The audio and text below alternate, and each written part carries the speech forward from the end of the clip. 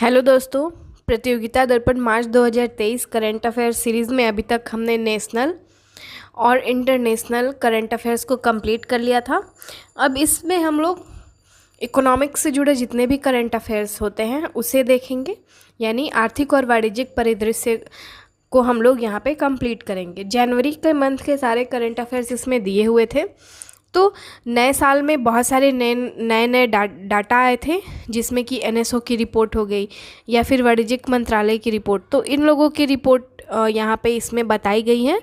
तो हो सकता है वीडियो का 1-2 पार्ट और आए, तो आप लोग सारे वीडियोस को अच्छे से देखेंगे तभी जाके हमारा सभी डेटा क्लियर हो पाएगा। और ये हमारे आने वाले सभी एग्ज़ाम्स के लिए बहुत महत्वपूर्ण है, क्योंकि आप लोगों ने गेस किया होगा कि अब क्वेश्चंस कितने डीपली पूछे जा रहे हैं। तो हमें अच्छे से डीपली यहाँ पे नॉलेज रखना बहुत ज़रूरी है। अच्छा दोस्तों, अगर आपको वीडियो पसंद आए तो लाइक ज़रूर करेंगे। चलिए हम देखते हैं अपने पहले टॉपिक को। पहला टॉपिक है राष्ट्रीय आय के संबंध में एनएसओ की रिपोर्ट। एनएसओ ने अपनी रिपोर्ट को 6 जनवरी 2023 को प्रस्तुत किया और इसके रिपोर्ट के अकॉर्डिंग 2022-23 में स्थिर मूल्यों पर जीडीपी में वृद्धि दर 7% की रही है। ठीक है दोस्तों, अब अगर हम बात करें 2021-22 में जीडीपी में वृद्धि, तो ये 8.7% थी।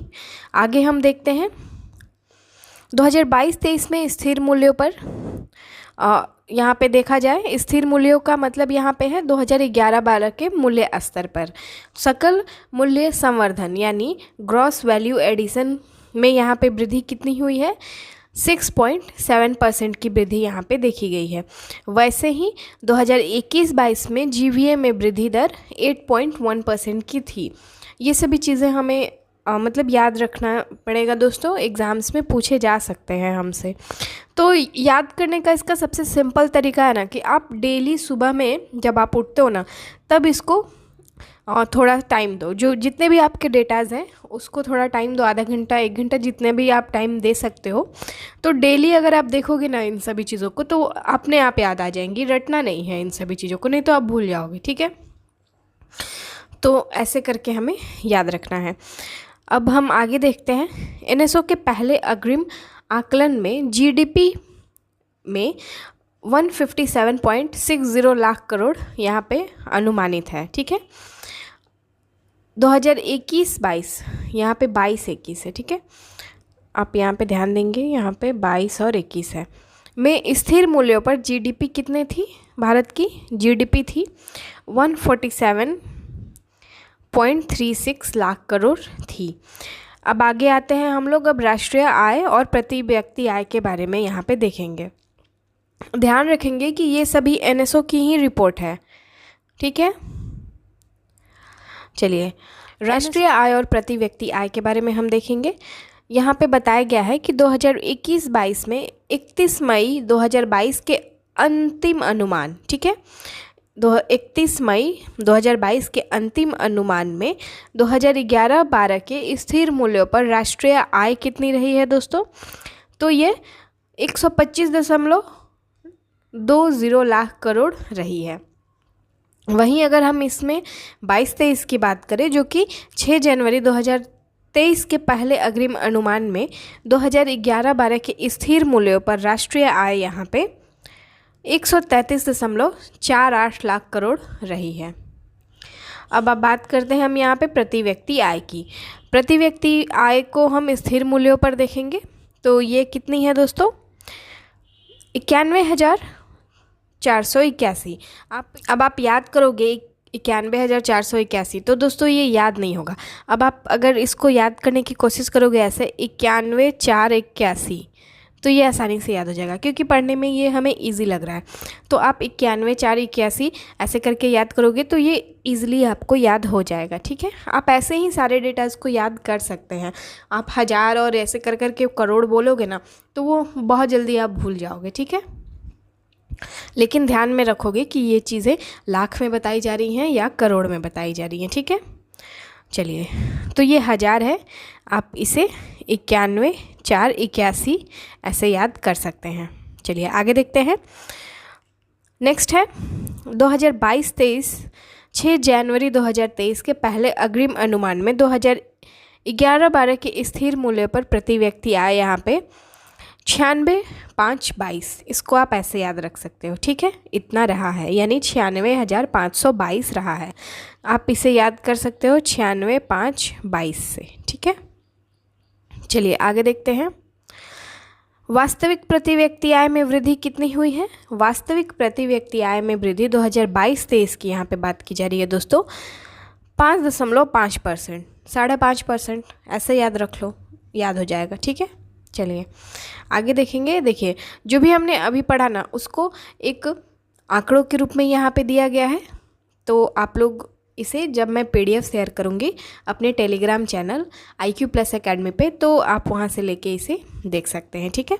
यहाँ पे बताया गया है कि पिछले वर्ष की तुलना में कितना वृद्धि भी हुआ है, तो ये चीज़ें भी याद रखेंगे यहाँ पे %, ठीक है ना। तो देख सकते हैं आप लोग, प्रचलित मूल्यों पर भी आप यहाँ पे याद रख सकते हैं दोस्तों। प्रचलित मूल्यों पे प्रति व्यक्ति आय कितना है? 1,50,060 है। 1,50,007 ऐसे याद रख सकते हो आप, या 1,05,007, ठीक है। 1,70,620 ये 2022 का है, 2022-23, और ये 2021-22 का है, यहाँ पे दिया हुआ है, ठीक है। चलिए अब नेक्स्ट हम देखेंगे। यहाँ पे एक ग्राफ दिया हुआ है, बताया गया है कि GDP में वृद्धि दर 2011-12 के मूल्यों पर किस प्रकार रही है। तो यहाँ पे 2011-12 से लेके 2022-23 तक का दिया हुआ है। तो देख सकते हैं आप लोग यहाँ पे 2021-22 में और 2022-23 में कितना रहा है? 8.7% 21-22 में, और 2022-23 में 7.0%। अब आगे यहाँ पे देखिए, 2020-21 में कोविड-19 की वजह से माइनस में हमारा चला गया था, तो -6.6% रहा था। चलिए, ये सभी जो डेटाज दिए गए हैं वो सांख्यिकी और कार्यक्रम क्रियान्वयन मंत्रालय, सांख्यिकी और कार्यक्रम क्रियान्वयन मंत्रालय के द्वारा यहाँ पे ये सभी डेटाज को यहाँ पे बताया गया है। ये जो भी ग्राफ है वो हमें क्या बताता है? ये हमें बताता है अर्थव्यवस्था के विभिन्न उत्पादक क्षेत्रों में GVA में कितनी वृद्धि हुई है। तो कृषि, वानिकी एवं मत्स्यिकी में यहाँ पे 3.5% का, खनन एवं उत्खनन में 2.4% का। तो आप एक नज़र देख लेंगे, हालांकि बस हमें ये चीज़ याद रहनी चाहिए, ठीक है। और ये भी याद रख लेंगे आप 2022-23 का। चलिए आगे बढ़ते हैं। नेक्स्ट हमारा है, देख लेंगे यहाँ पे, नेक्स्ट है भारत के वस्तुगत निर्यात एवं आयात के लिए वाणिज्य मंत्रालय की रिपोर्ट। वाणिज्य मंत्रालय के द्वारा यहाँ पे 16 जनवरी 2023 को एक रिपोर्ट प्रस्तुत किया गया, जिसमें ये बताया गया कि फाइनेंशियल ईयर 2022-23 के पहले 9 महीने यानी अप्रैल से दिसंबर 2022 में भारत के विदेशी व्यापार के अनंतिम जो आंकड़े रहे हैं वो इस प्रकार से रहे हैं। भारत की वस्तुगत निर्यात कितने की रही है दोस्तों? ये रही है $332.76 बिलियन की रही है। और ये 2021-22 की अगर यहाँ पे हम बात करेंगे तो ये 305.04 बिलियन की रही है। यहाँ पे फिर से मैं लिख देती हूँ, अच्छे से दिख नहीं रहा होगा यहाँ पे शायद आपको, 305.04 बिलियन की रही है, ठीक है। चलिए अब आगे बात करेंगे उसी तरह आयात के बारे में। तो हमारा आयात ज़्यादा है दोस्तों निर्यात से, हम सभी को पता है। तो यहाँ पे आयात कितनी रही है? $551.7 बिलियन की रही है, जो कि 2021-22 में $441.50 बिलियन की रही थी। नेक्स्ट क्या है? नेक्स्ट दिया हुआ है 21-22 में अप्रैल दिसंबर की तुलना में 2022-23 अप्रैल दिसंबर में निर्यात में वृद्धि कितनी की रही है? तो दोस्तों 2021-22 की तुलना में 2022-23 में निर्यात में जो वृद्धि हुई है वो 9.09% की रही है। वैसे ही अगर हम बात करें आयात की, तो यहाँ पे आयात में वृद्धि रही है 24.96%, ठीक है, 96%। आगे बात करेंगे यहाँ पे अप्रैल से दिसंबर यानी जो 9 महीने हैं उसके डेटा यहाँ पे बताए गए हैं। तो अप्रैल से दिसंबर 2022 में व्यापार घाटा कितने का रहा है? व्यापार घाटा मतलब निर्यात जितना हो रहा है और आयात हो रहा है, तो उसके बीच में जो गैप है ना, उसी को हम लोग व्यापार घाटा बोलते हैं। तो ये व्यापार घाटा कितने का रहा है? 218.94 बिलियन डॉलर का रहा है। वैसे ही ये 2021 में कितना रहा था? 136.46 बिलियन डॉलर का रहा था। आप डेली इसको देखोगे ना दोस्तों, अब मैं आपको अभी बता रही हूँ ना, तो आप इसे कॉपी पे नोट करो। ऐसा नहीं है कि बस पीडीएफ लेके पढ़ लोगे, ठीक है पीडीएफ लेके पढ़ लोगे, लेकिन इसको आप अपने कॉपी पे नोट करो और डेली सुबह में इसको देखो, तभी जाके ये सारी चीज़ें याद रहेंगी हमेशा के लिए। और बहुत सारे लोग क्या करते हैं ना, एग्ज़ाम के एंड टाइम में डेटाज वगैरह पढ़ते हैं, तो ये बहुत गलत टाइम है, क्योंकि आप कंफ्यूज हो जाओगे। इतने सारे ऑप्शंस जब आपके सामने आएंगे ना, अब तो बीपीएससी ने बहुत ही अलग अलग करके भी ऑप्शंस देने स्टार्ट कर दिए हैं, तो कन्फ्यूज़न बहुत हो जाएगा वहाँ पे। इसलिए आप पहले से अगर याद करोगे ना इन सभी चीज़ों की, तो इतनी ही क्लियरिटी रहेगी और एग्ज़ाम में आप 100% सही करके आओगे, ठीक है। कई बार हम जल्दीबाजी में गलत कर देते हैं, तो आप डेली इसका रिवीजन करेंगे। चलिए, सॉरी, वैसे ही यहाँ पे सेवा व्यापार के बारे में भी बताया गया। वैसे ही इन सब सेवा व्यापार ये सब चीज़ों को ज़्यादा याद करने की ज़रूरत नहीं है। ज़्यादा से ज़्यादा आप यहाँ पे ये याद कर सकते हैं, मतलब कि भारत का कुल वस्तुगत निर्यात और आयात कितना रहा था। बट नॉलेज के तौर पे हम इन सभी चीज़ों को देखेंगे। चलिए, सेवा व्यापार में ट्रेड इन स्टॉक निर्यात कितना का रहा था? 235.81 बिलियन डॉलर। वैसे ही आयात 134.99 बिलियन डॉलर का रहा है, ठीक है। अप्रैल से दिसंबर 2022 में सेवा के विदेशी व्यापार में वृद्धि हुई है। कितने की वृद्धि हुई है? 100.82 बिलियन डॉलर की वृद्धि हुई है। चलिए, आगे दिया हुआ था डेटा, वस्तुओं एवं सेवाओं का कुल व्यापार। तो वस्तुओं और सेवाओं दोनों को मिला के अगर कुल निर्यात की यहाँ पे बात की जाए, तो ये कितना रहा है दोस्तों? 568.57 बिलियन डॉलर का रहा है, और ये 2021 की तुलना में 16.11% बढ़ा है। वैसे ही अप्रैल से दिसंबर 2022 में आयात कितना रहा है? वस्तुगत आयात और सेवाओं का आयात दोनों मिला के तो 686.70 बिलियन डॉलर, और ये बढ़ा है 2021 की तुलना में 25.55% ये बढ़ा है। चलिए, अब कुल शेष व्यापार, भारत का कुल शेष व्यापार अगर हम देखें यहाँ पे, तो 818.12 बिलियन डॉलर का रहा है, और 2021-22 के दौरान ये 57.26 बिलियन डॉलर का रहा था। चलिए, तो ये काफ़ी आप लोगों को बोरिंग भी लग रहा होगा, टफ भी लग रहा होगा, लेकिन जो जो इम्पॉर्टेंट चीज़ें हैं हमें याद रखनी पड़ेंगी दोस्तों, तो आप लोग इसे ध्यान देंगे। देखिए, मैं बता देती हूँ यहाँ पे कुछ चीज़ों को, जैसे कि आपको ये जीडीपी याद रखना होगा, ठीक है। ये इसमें तो मेरे को लगता है कि ये चार्ट आपको याद करना पड़ेगा पूरा, ठीक है। आप इसको डेली देखोगे तो याद हो जाएगा, तो ये तो चार्ट आप छोड़ोगे नहीं, याद कर लोगे अच्छे से। एक बारी 66 बीपीएससी एग्ज़ाम में बिहार का प्रति व्यक्ति आय पूछा गया था, ठीक है। तो हो सकता है कि आगे जो एग्ज़ाम हो उसमें भारत का प्रति व्यक्ति आय ऐसे करके पूछा जाए, तो याद कर लेंगे आप इन सभी चीज़ों को। चलिए, नेक्स्ट टॉपिक को हम देखेंगे। हमारा नेक्स्ट टॉपिक है भारत के विदेशी मुद्रा कोष में भारी गिरावट।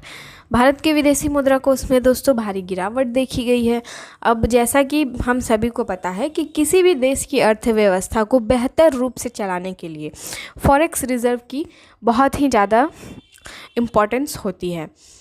हमने पिछले कुछ वर्षों में देखा है कि भारत का जो फॉरेक्स रिज़र्व है वो बढ़ता रहा है, ठीक है, वो बढ़ता रहा है। लेकिन अभी जो 2022 का समय था ना, वो भारत के फॉरेक्स रिज़र्व के लिए अच्छा नहीं था। यानी यहाँ पे हमने देखा कि फॉरेक्स रिज़र्व घट गया है। तो यहाँ पे बात करेंगे उसी चीज़ के बारे में। आरबीआई ने अपना रिपोर्ट दिया है दिसंबर 2022 के अंत में, और इसके अनुसार भारत का जो फॉरेक्स रिज़र्व है वो 562.8 बिलियन डॉलर का है, जो कि दिसंबर 2021 में 633.6 बिलियन डॉलर था। तो आप देख सकते हैं यहाँ पे कि कितना भारी गिरावट यहाँ पे देखा गया है, ठीक है। और इसके अनुसार यहाँ पे हम देख लेंगे कि 70.8 बिलियन की गिरावट, 8 बिलियन डॉलर की गिरावट यहाँ पे देखी गई है। तो ये बहुत ज़्यादा है। अब हम बात करते हैं यहाँ पे कि अभी तक सबसे ज़्यादा भारत का फॉरेन करेंसी रिज़र्व कितना का रहा है। तो दोस्तों अभी तक भारत का सबसे अधिक फॉरेन करेंसी रिज़र्व जो रहा है वो है 642.5 बिलियन डॉलर, और ये अब तक का सबसे अधिक था। और अगर हम देखें तो सितंबर 2021 के बाद 80 बिलियन डॉलर की यहाँ पे गिरावट देखी गई है फॉरेक्स रिज़र्व में, ठीक है। तो इसके कुछ कारण भी बताए गए हैं दोस्तों, यहाँ पे हम उस कारण को देख लेंगे। उससे पहले ये एक चार्ट दिया हुआ है, यहाँ पे बताया गया है। अच्छा सॉरी दोस्तों, ये ना आयात निर्यात वाला जो मैं टॉपिक पढ़ा रही थी ना, वो उसका ये है, तो आप एक बार इसको देख लेंगे जब मैं PDF दूंगी आपको। तो यहाँ पे उन्हीं सभी चीज़ों का है, ये गलती से यहाँ पे लग गया है, ठीक है। चलिए, तो यहाँ पे कुछ रीज़न्स भी बताए गए हैं। तो सबसे पहला रीज़न यहाँ पे बताया गया है व्यापार घाटा में वृद्धि। जैसा कि हमने अभी अभी पढ़ा, यहाँ पे जो वाणिज्य मंत्रालय की रिपोर्ट आई है उसके रिपोर्ट के अकॉर्डिंग हमने यहाँ पे पढ़ा कि किस तरह से हमें व्यापार जो हमारा आयात है और निर्यात है उसमें कितना गैप देखा गया यहाँ पे। तो यही रीज़न यहाँ पे बताया गया है कि मतलब जो व्यापार घाटा है ना, उस वजह से भी हमारा फॉरेक्स रिज़र्व कम हुआ है।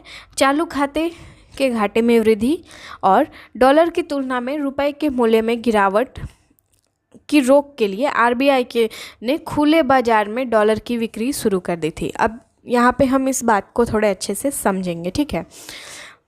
देखिए, सबसे अगर अधिक हम देखें फॉरेक्स रिज़र्व में गिरावट का कारण ना, तो दोस्तों हम यहाँ पे समझ सकते हैं कि फॉरेक्स रिज़र्व में सबसे अधिक जो गिरावट हुई है वो यहाँ पे वैल्यूएशन के कारण हुई है। अब ये वैल्यूएशन क्या है, देखिए वैल्यूएशन, भारत जो अपना फॉरेन करेंसी एसेट रखता है ना, वो कुछ डॉलर हो गया, कुछ हमारा यूरो हो गया, इसके अलावा जापानीज़ येन हो गया या फिर पौंड हो गया, इन सभी फॉर्म में रखती है। लेकिन हमने कुछ समय पहले से देखा यहाँ पे कि जो डॉलर है ना वो बहुत ज़्यादा स्ट्रॉन्ग हो गया है, और जब यहाँ पे डॉलर स्ट्रॉन्ग हुआ है तो इस वजह से यहाँ पे यूरो हो गया, पौंड हो गया, जापानीज़ येन हो गया, इन सभी का जो वैल्यू है ना वो कम होते गया है, ठीक है।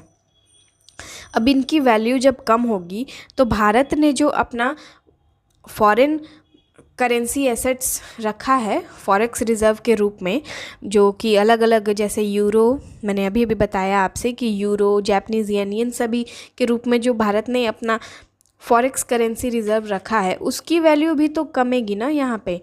तो ये सबसे बड़ा रीज़न यहाँ पे देखा गया, ठीक है।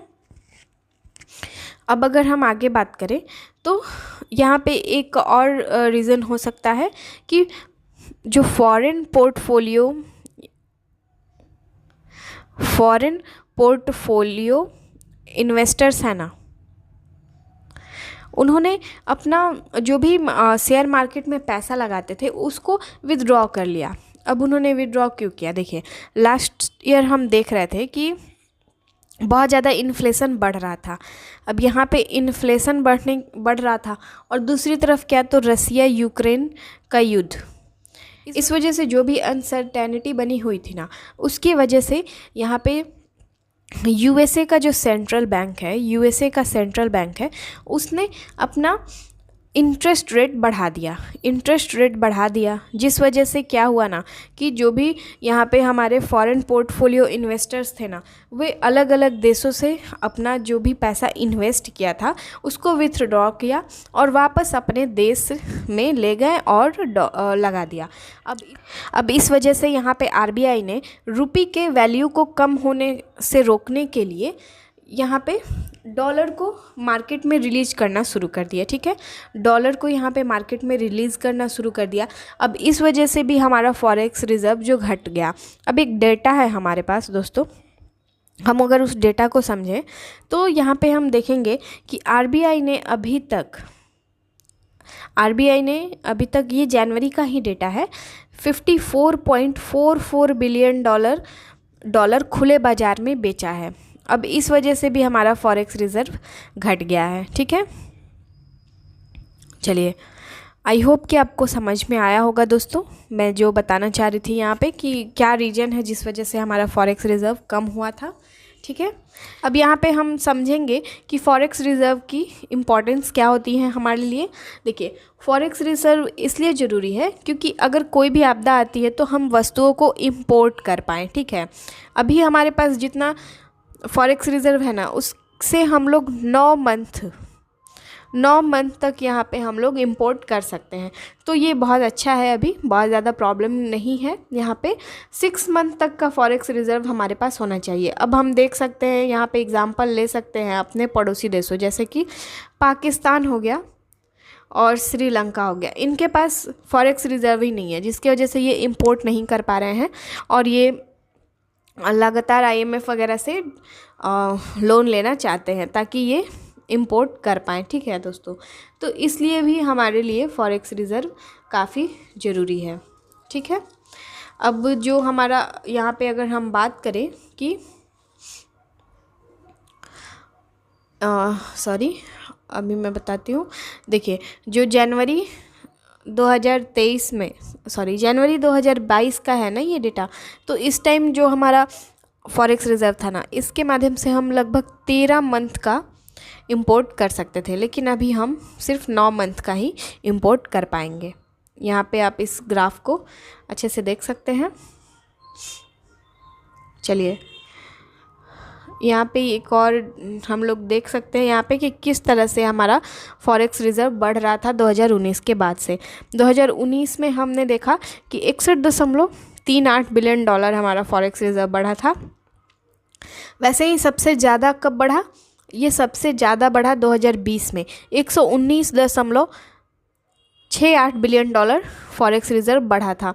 और साथ ही 2021 में देखेंगे तो ये 48.29 बिलियन डॉलर, लिख देती हूँ यहाँ पे, 48.29 बिलियन डॉलर हमारा फॉरेक्स रिज़र्व जो था ना वो बढ़ा था। तो आप देख सकते हैं, और अचानक से अभी हमें बहुत ज़्यादा गिरावट देखने को मिली है यहाँ पे।